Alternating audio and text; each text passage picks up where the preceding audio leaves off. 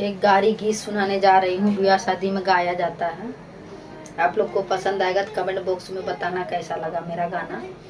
और जो नए हैं वो सब्सक्राइब कर देना, लाइक कर देना और ढेर सारा शेयर करना।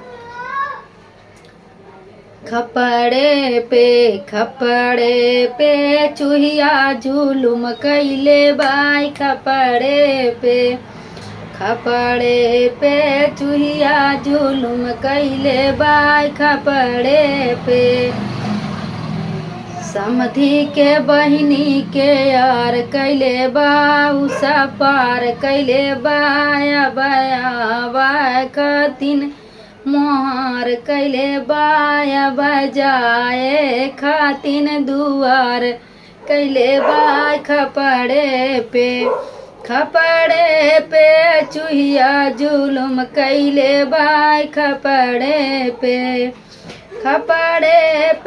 चूहिया जुलुम कैले बाय। खपड़े पे दुल्हा के बहिनी के यार कैले बा, उसा पार कैले बा बया खातिन मोहार कैले बाया बजाए खातिन दुआर कैले बाय।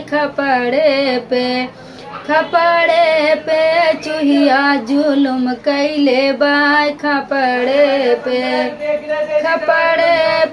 चूहिया जुलुम कैले बाय। खपड़े पे बरती हमन के बहिनी के यार कैले बा, उसा पार कैले बा अबाया बा खातिन मोहार कैले बाया बजा खातिन दुआर कैले बाय।